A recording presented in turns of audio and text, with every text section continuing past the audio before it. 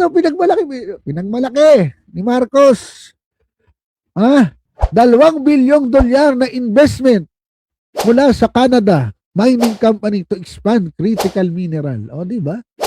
O, ganyan kalupit, di ba? Investment, no? Mining companies investment in the Philippines. Bagong-bago po yan. Dala ni PBBM. Kamakailan lang yan. Galing siya sa Canada, no? Ano-ano? Ang mag-i-invest, Oceana Gold, no? Nag-commit ng 1.9 billion investment during PBBM's visit to Canada. This will extend the operational life of the Didipio Gold Copper Mine sa Nueva Vizcaya at sa Quirino hanggang 2037. Meron pang bago, B2 Gold Corporation and Philminera Resource Corporation sa Masbate Gold Project naman, 14 million. Diba? Ito, Sustainable Processing Hub. Dapat kasi talaga ipagbawal na yung mga nangyayaring pagmimina na yan kasi hindi naman po tayo nakikinabang dyan. No, hindi ko maintindihan ba't pinagmamalaki pa ni Pangulong Bongbong Marcos. Ayan nga, nag-rally. No, nagwelga po ang ating mga kababayan kamakailan sa Department of Environment and Natural Resources, no? Para iprotesta itong permit naman po na ipinagkaloob sa North Luzon Mineral Resource Corporation. Kasi nasa batas po, no, na dapat ay may pre-prior and informed consent. Pero madalas po mga kaboses ay hindi po ito nangyayari. No, hindi nangyayari itong mga pre-prior and informed consent na ito kasi kahit itong mga katutubo ay humihingi ng tulong, for example, sa NCIP, minsan ang NCIP pa po ang madalas na nagpapaaway-away sa mga katutubo. Ayan yan yung balita.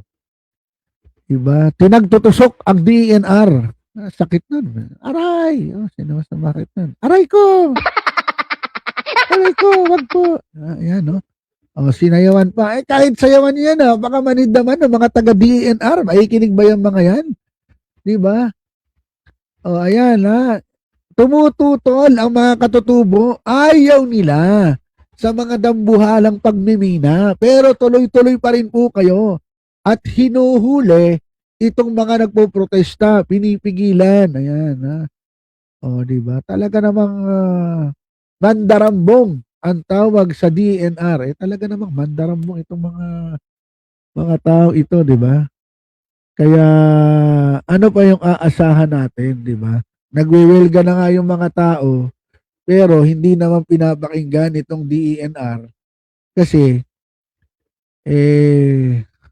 ano ba sasabihin natin, no? Ayan, ang dami pong nagwewelga, no, sa Nueva Vizcaya, pumunta pa ng NCR. Eto yung ating mga kababayan, no? Ayaw kasi talaga nila, no to mining nga, pero hindi po sila pinapakinggan. Halos wala pa naman pong 1%, palagay na natin, 1% lang ang contribution ng mining sa ating GDP. Tapos, ang gustong-gusto, ipagahasa lahat ng ating kabundukan, lahat ng ating mining resources, gusto nila gamitin at i-export yung raw mineral or raw lupa, ine-export. Okay lang sana kung dito na rin yung proseso sa Pilipinas. Dito na tayo gumawa ng mga solar panel, mga kotse, mga jewelry at kung ano pa. Tapos i-export natin. Bagay tayong export-oriented. Ginawa na ito ng lahat ng ating katabing bansa. Pati ng Vietnam, ng Laos. Tayo ngayon, nasa pinakadulo na sa pag-unlad kasi wala tayong tunay na industrialisasyon. Dahil ibinebenta natin yung ating lupa sa mga dayuhan at hindi po tayo nakikinabang. Yan ang ating problema, mga kaboses. Yan ang problema di ba? Hindi naman tayo nakikinabang dito. Kaya kahit may 2 billion investment pledge, ang makikinabang dito yung mga malalaking kumpanya na nagmimina sa ating bansa. Kaya at the end of the day, kawawa ang mga ordinaryong mamamayang Pilipino. Yon ang pinaka nakakalungkot, mga kaboses, sa kwentong ito ng pagmimina. Kaya po pinapanawagan natin na sana magkaroon ng moratorium, no, sa exportation ng raw mineral ore. I-moratorium muna natin. Ginawa na yun ni Gina Lopez eh. Pinatigil muna, ni-review, pinasara yung mga nagbabiolate. Ano nangyari? No, hindi siya tinanggap nitong mga congressman, mga kongresista. No, kasi mga corrupt din yung mga yan eh. Di ba? May mga mining interest, mga Gatchalian, mga Romualdez.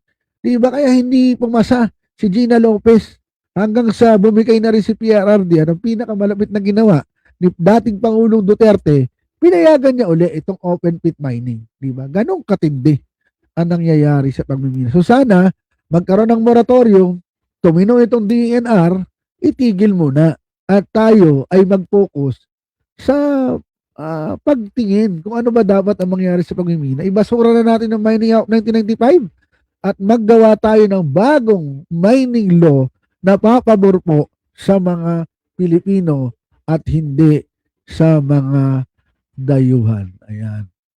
Isa